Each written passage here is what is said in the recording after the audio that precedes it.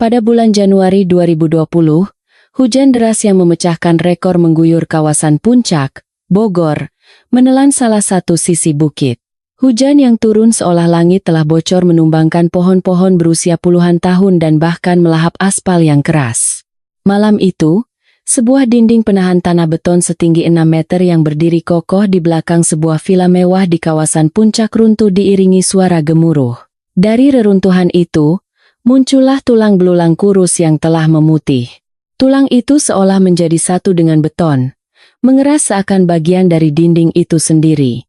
Hasil identifikasi polisi sungguh mengejutkan. Kerangka itu adalah milik Suryani, istri dari pemilik villa, yang dilaporkan hilang oleh suaminya 6 tahun lalu. Pada musim panas tahun 2014, Suryani dilaporkan pergi dari rumah setelah berkata lelah hidup. Mengapa kini ia ditemukan setelah 6 tahun, dari dalam dinding beton di halaman belakang rumahnya sendiri? Yang lebih aneh adalah perilaku suaminya, Baskoro Wijoyo, seorang kapten pilot senior di sebuah maskapai penerbangan ternama.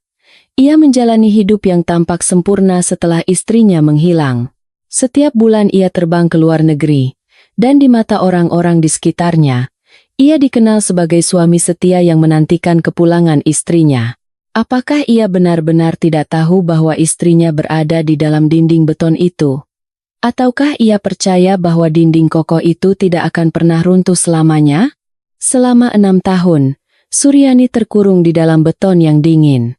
Apa sebenarnya yang ia genggam begitu erat hingga tak mau ia lepaskan? Suami yang terbang di angkasa dan istri yang terpenjara di dalam dinding. Sebuah rahasia keji yang mungkin akan terkubur selamanya jika bukan karena bencana alam. Kini, saya akan mengungkapkannya kepada dunia. Bagaimana sebuah kejahatan yang tampak sempurna tersapu bersih oleh derasnya air hujan, dan bagaimana keserakahan seorang pria tersembunyi di baliknya. Kisah hari itu kini dimulai. 17 Januari 2020. Hujan deras yang mengguyur seakan langit telah berlubang akhirnya memicu bencana. Malam itu, saat seluruh kawasan Puncak terendam banjir, badai yang disebut terkuat dalam sejarah pengamatan BMKG setempat membuktikan bahwa itu bukanlah sekadar perakiraan, melainkan sebuah peringatan. Air lumpur yang turun deras dari lereng bukit menelan jalanan aspal, dan pohon-pohon besar tumbang tak berdaya. Di tengah pemandangan yang mengerikan itu, kawasan villa mewah di Puncak mengalami kerusakan yang paling parah. Sialan, hujan sedikit saja sudah begini jadinya. Umpat Ujang, seorang operator alat berat, sambil membersihkan sepatu botnya yang penuh lumpur. Di hadapannya, dinding beton raksasa setinggi 6 meter yang menopang halaman belakang villa milik Baskoro Wijoyo telah hancur berkeping-keping. Tak sanggup menahan tekanan tanah dan air yang luar biasa dari atas bukit, bagian tengah dinding itu retak dengan suara gemeretak yang mengerikan.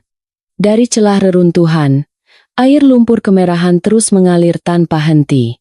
Ujang mengambil radio HT-nya dan menghela napas berat. Pak Mandor, ini bukan sekadar perbaikan biasa. Harus dihancurkan semua dan dicor ulang dari pondasi.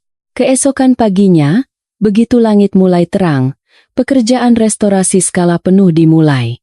Sebuah ekskavator besar menderu, mengangkat bongkahan-bongkahan beton yang hancur satu persatu.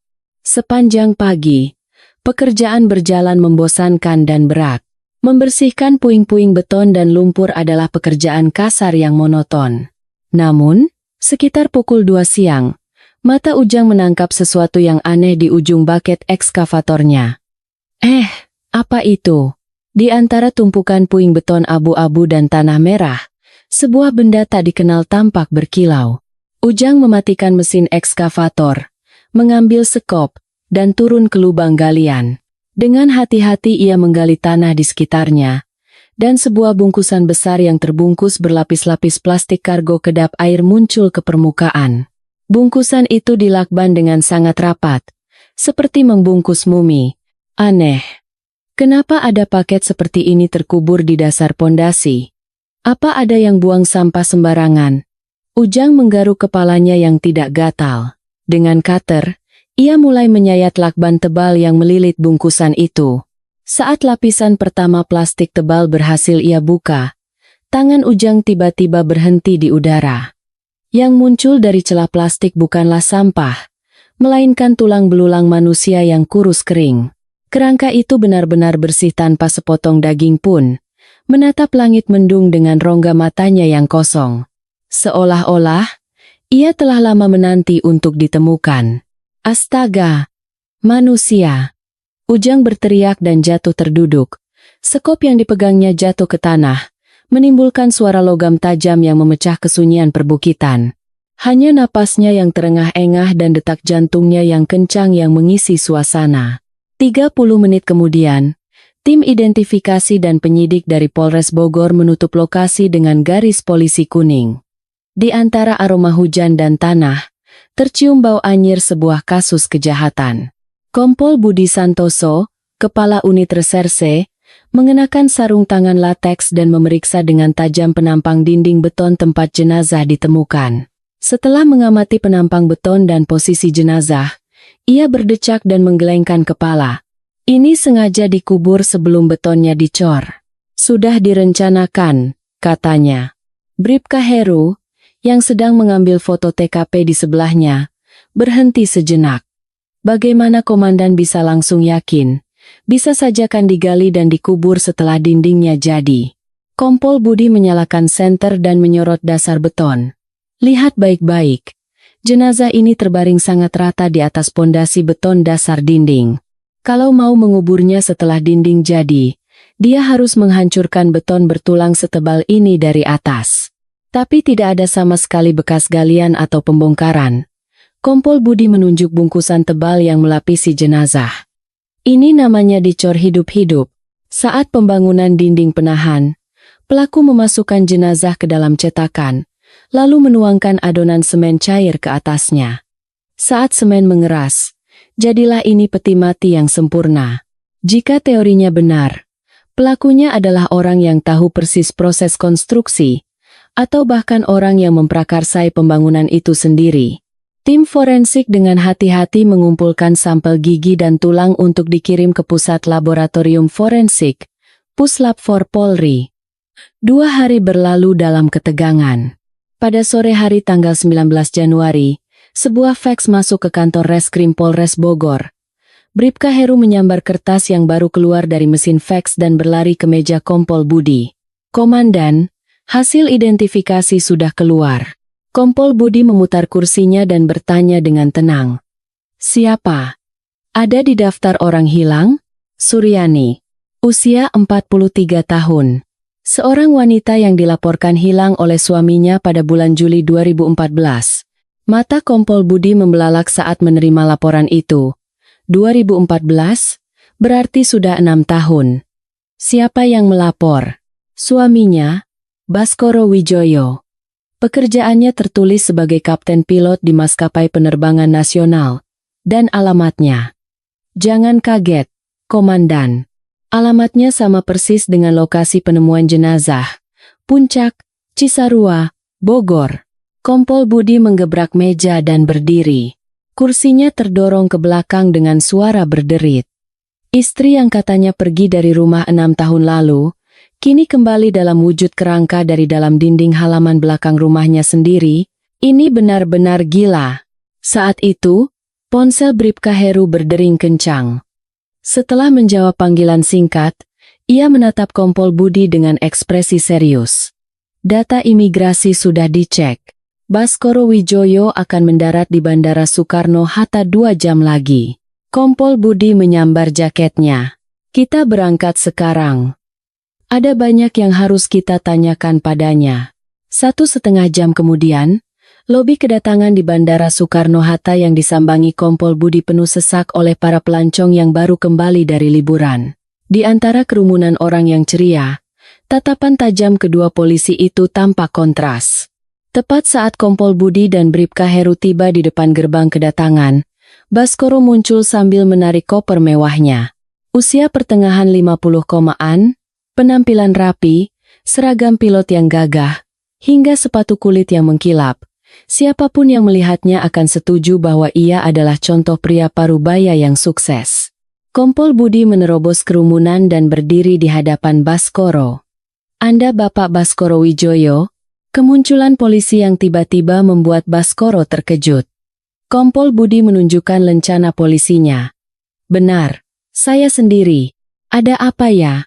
Baskoro berusaha terlihat tenang, tetapi Kompol Budi tidak melewatkan getaran kecil di otot sekitar matanya.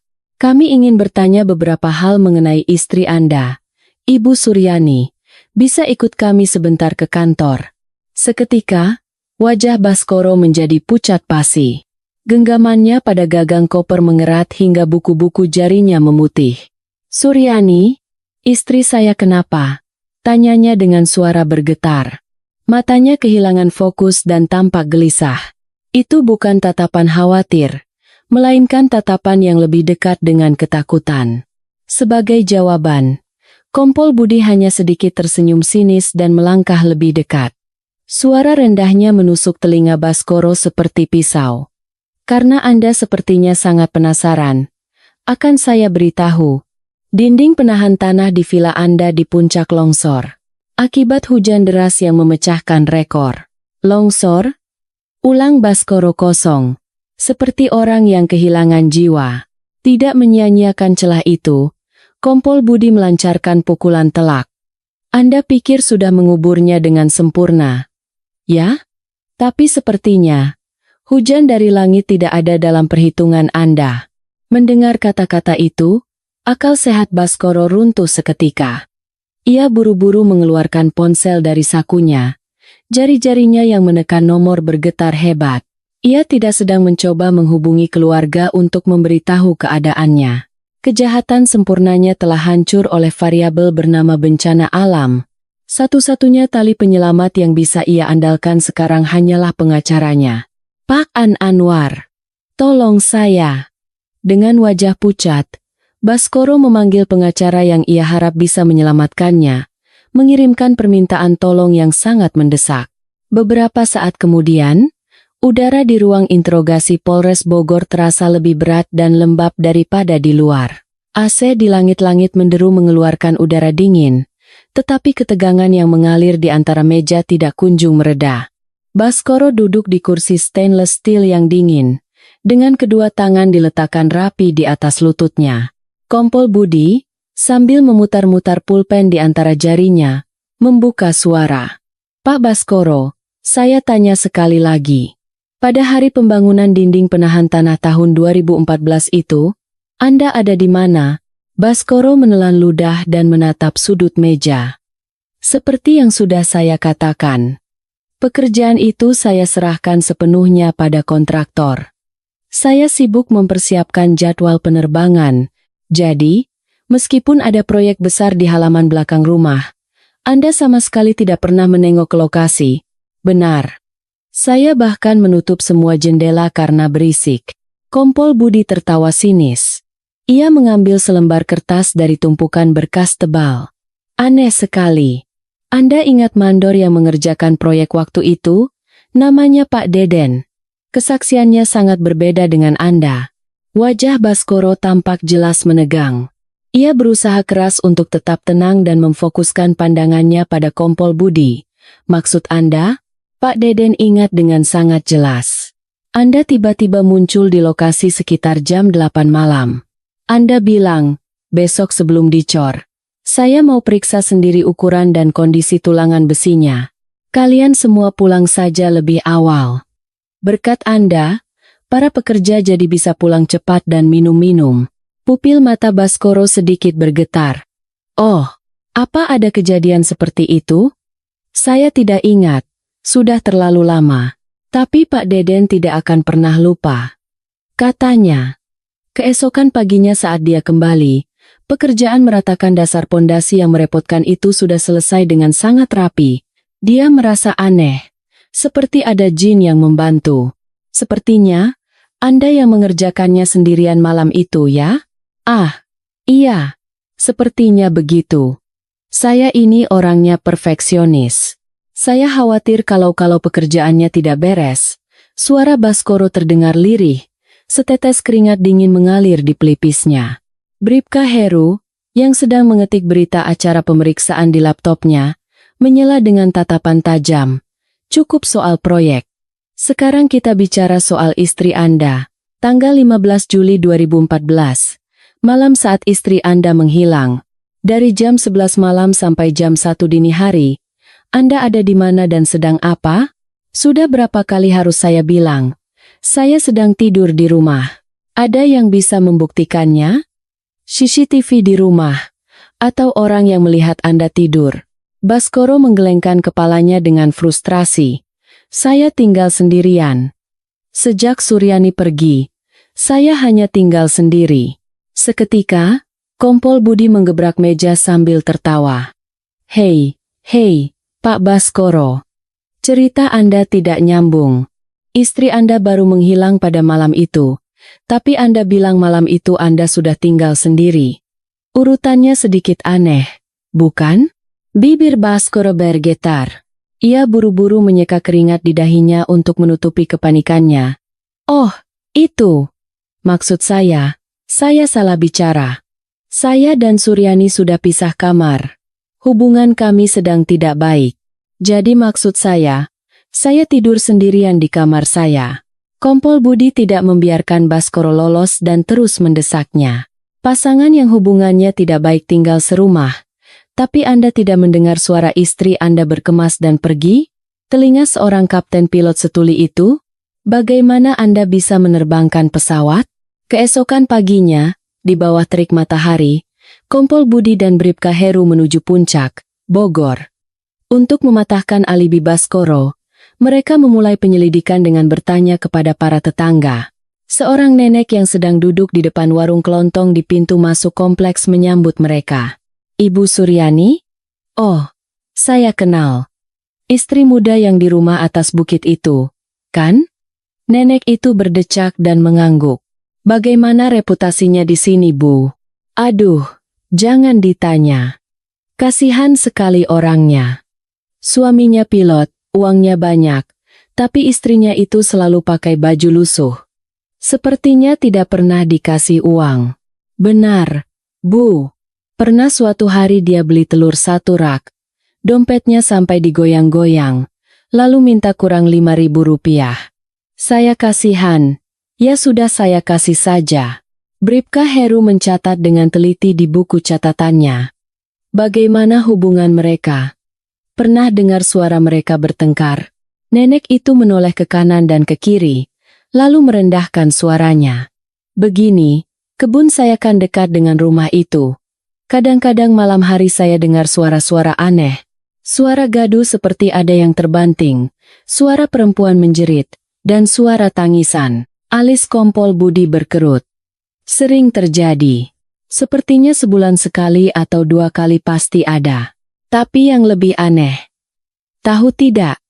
Besoknya, kalau istrinya itu datang ke warung, pasti pakai baju lengan panjang, padahal cuaca panas sekali. Lehernya juga ditutupi. Mungkin untuk menutupi bekas luka ya, Bu. Nah, itu yang mau saya bilang. Orang badannya makin kurus begitu.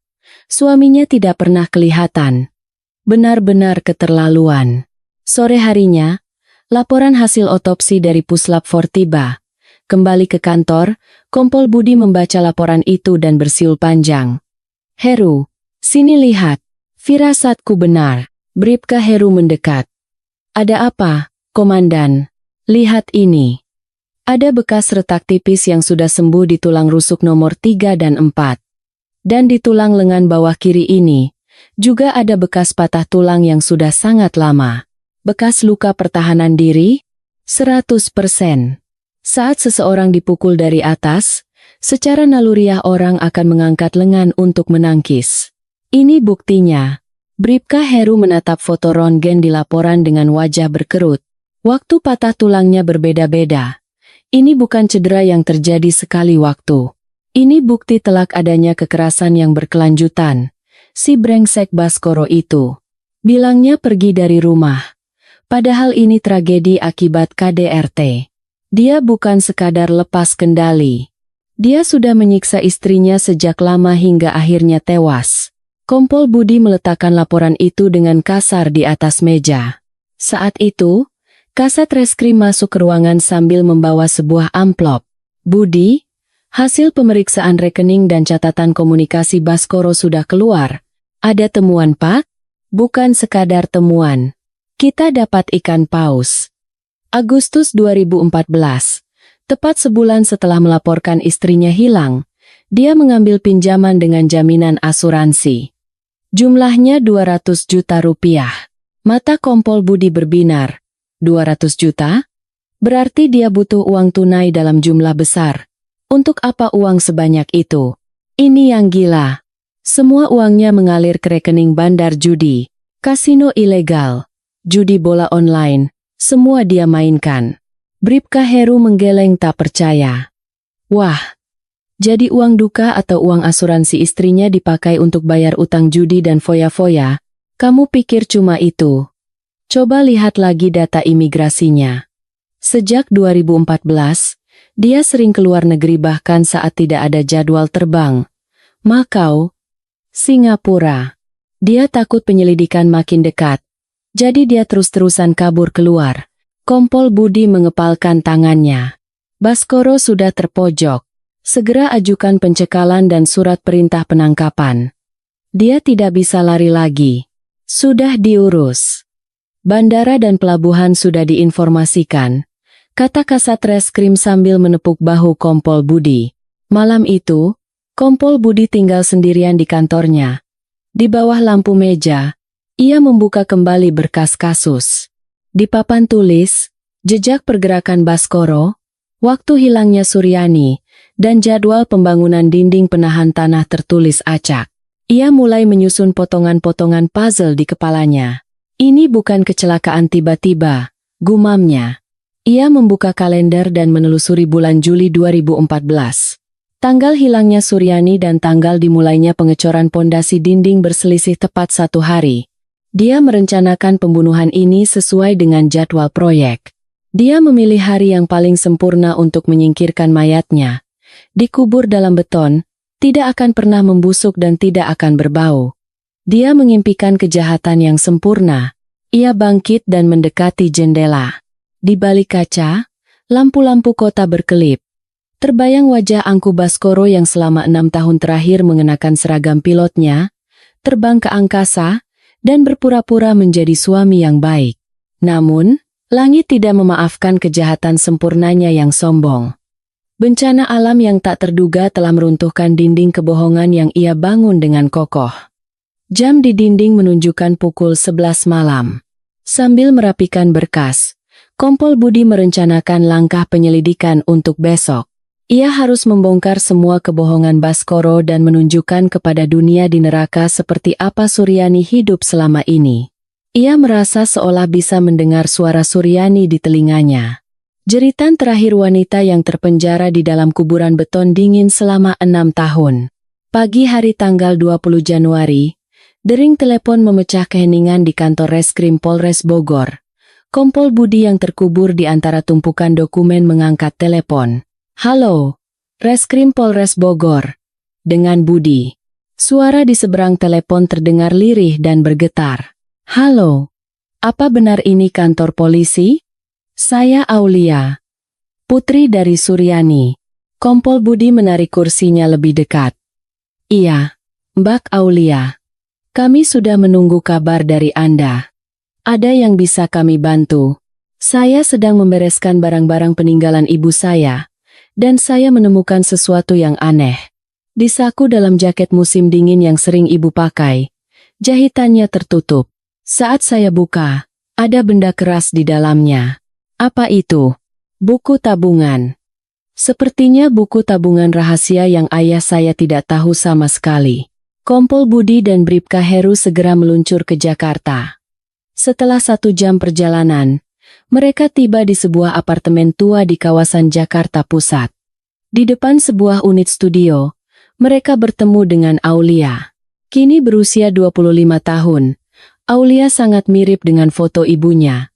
Matanya sembab karena menangis, dan di tangannya tergenggam sebuah jaket wol abu-abu yang sudah usang. Pak polisi, ini buku tabungannya. Aulia menunjukkan lapisan dalam jaket yang jahitannya tampak kasar. Dari ruang rahasia itu, Keluarlah sebuah buku tabungan Bank BRI yang sudah lecek dan kotor. Kompol Budi dengan hati-hati menerimanya. Transaksi terakhir tercatat pada 10 Juli 2014. Bribka Heru yang mengintip dari samping bergumam. 10 Juli, itu 5 hari sebelum dia dilaporkan hilang. Hari itu dia melakukan setoran terakhir. Bribka Heru menelusuri riwayat setoran. Komandan, lihat ini. Keterangannya aneh. Kenapa? Nama penyetornya bukan orang. Hotel Cempaka, catering berkah, jasa sebar brosur. Nominalnya juga kecil-kecil, 50.000, 30.000, 100.000. Ini semua upah harian.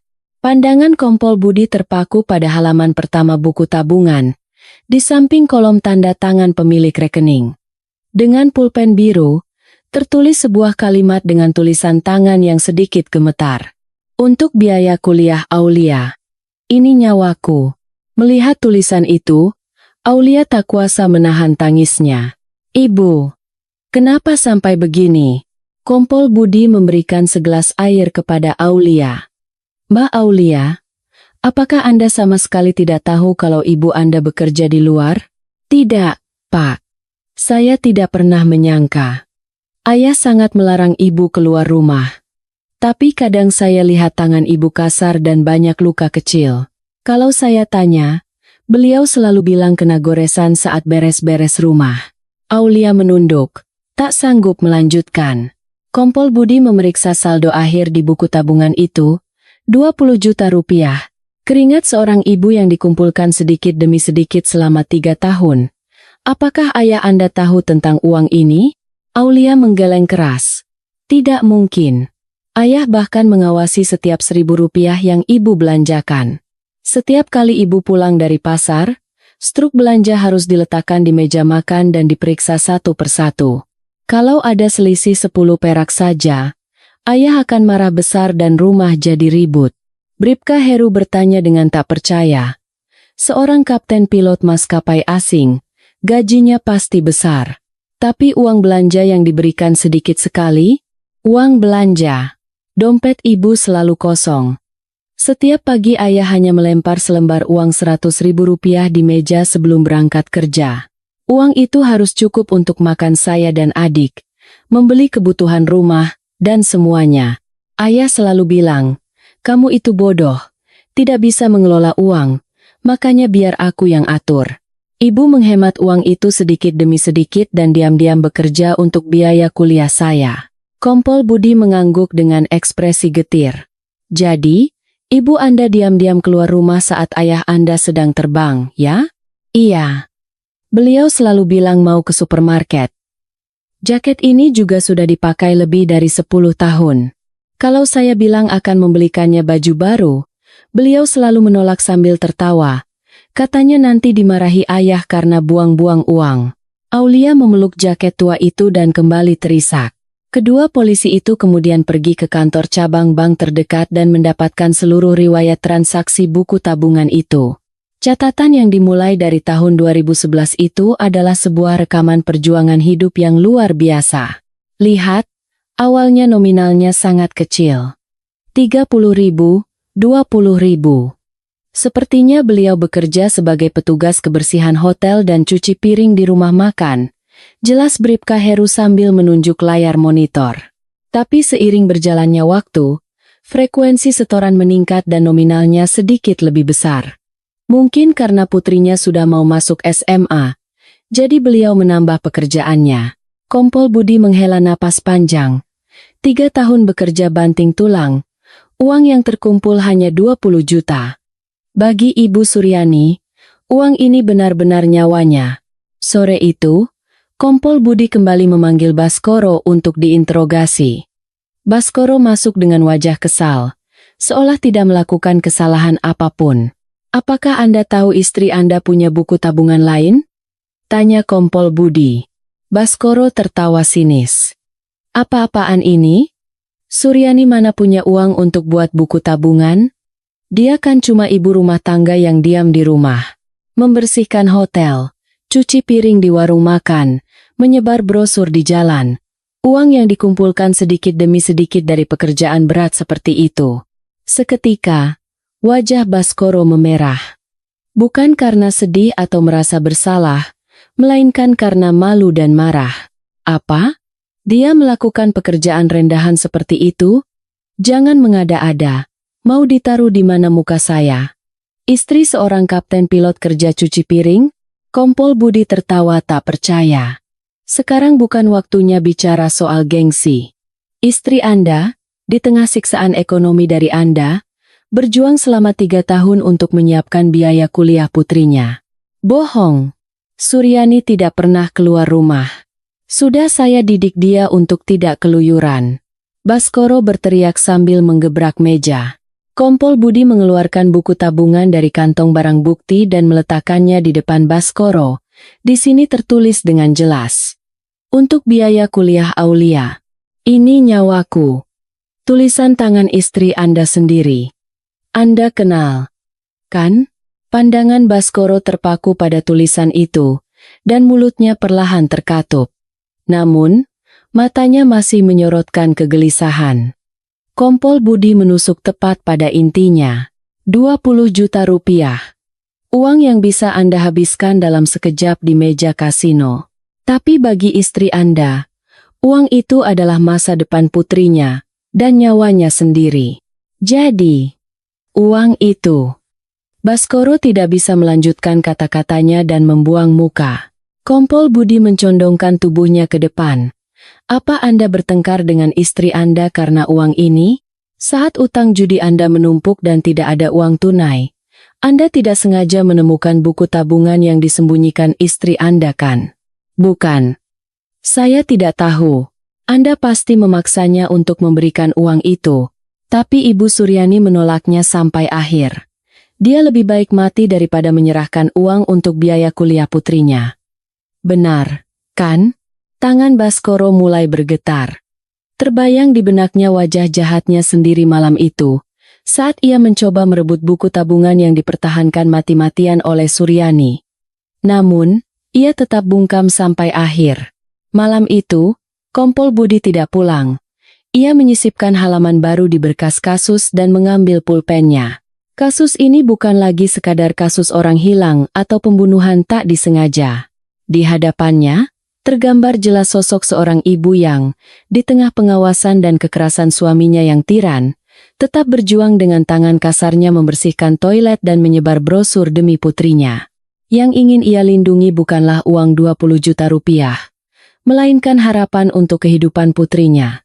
Kompol Budi menggarisbawahi nama Suryani dengan pena tebal dan berjanji, ia akan memastikan harga diri Suryani yang terkoyak dan kematiannya yang tragis diketahui oleh dunia. Pagi hari tanggal 21 Januari, udara di ruang analisis Puslap 4 terasa dingin.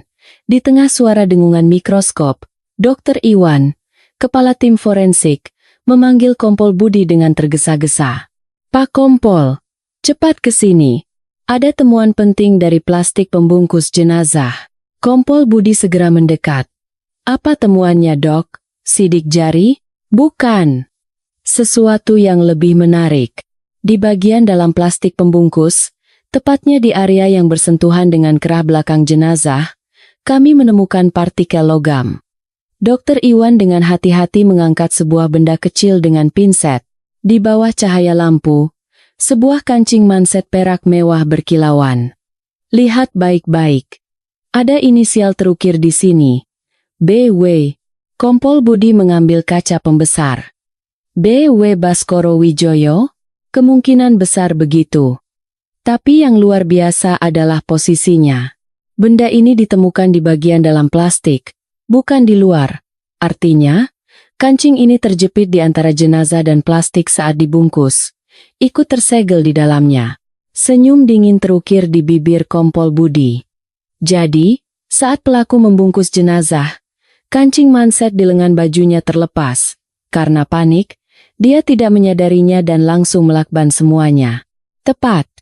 Dia mencoba menyembunyikan jejak dengan sempurna, tapi malah membungkus jejaknya sendiri. Dokter, Iwan melanjutkan. Analisis perekat lakban juga sudah selesai. Seperti dugaan, Tidak ada sidik jari sama sekali. Pelaku pasti memakai sarung tangan. Tapi ada satu hal lagi yang dia lewatkan. Dokter. Iwan menunjuk ke mikroskop lain. Di ujung potongan lakban, ada sehelai bulu yang sangat halus. Kompol Budi melihat ke mikroskop. Di bawah lensa, tampak sehelai bulu hewan berwarna keemasan. Ini bukan rambut manusia. Bisa dianalisis jenisnya? Sudah. Ini bulu anjing Golden Retriever, yang terawat dengan sangat baik.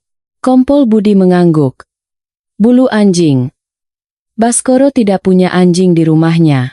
Sore itu, Kompol Budi kembali memanggil Baskoro. Baskoro tampak jauh lebih kuyu, tetapi matanya masih menyiratkan kebencian. Kompol Budi melemparkan foto kancing manset ke atas meja. Pak Baskoro, Anda kenal benda ini, kan? Melihat foto itu, pupil mata Baskoro membesar. Ini, dari mana benda ini? Ditemukan di dalam plastik pembungkus jenazah istri Anda. Tepatnya menempel di punggungnya. Bibir Baskoro bergetar. Tidak mungkin.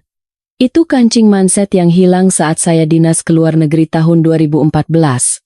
Saya kira tertinggal di hotel.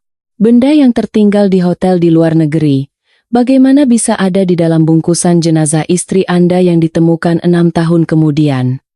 Apa benda itu bisa berteleportasi? Sindir Kompol Budi. Baskoro panik dan mencoba mencari alasan. Suryani yang mencurinya. Dia memang punya kebiasaan mengambil barang-barang saya. Kompol Budi menggebrak meja. Bicara yang masuk akal. Jadi, istri Anda mencuri kancing manset Anda, menempelkannya di punggungnya, lalu masuk sendiri ke dalam bungkusan plastik. Baskoro terdiam 1000 bahasa. Kompol Budi mengeluarkan kartu keduanya. Satu lagi, tahun 2014, Anda punya wanita simpanan, kan? Namanya Riana. Wajah Baskoro pucat seperti kertas. Bagaimana Anda tahu? Wanita itu memelihara anjing, kan? Dari lakban yang digunakan untuk membungkus jenazah, kami menemukan bulu anjing. Riana memelihara anjing Golden Retriever, bukan? Jenisnya sama persis dengan bulu yang ditemukan di lakban. Analisis DNA sedang berjalan, tapi hasilnya sudah bisa ditebak, kan? Baskoro bersandar lemah di kursi. Tidak mungkin.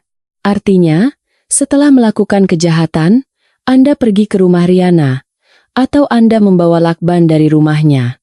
Yang mana? Bukan begitu. Baskoro memegangi kepalanya dan mulai terisak. Sore itu, Kompol Budi dan Bribka Heru bertemu dengan Riana yang dipanggil sebagai saksi. Wanita berusia awal 40 kropan itu tampak gelisah.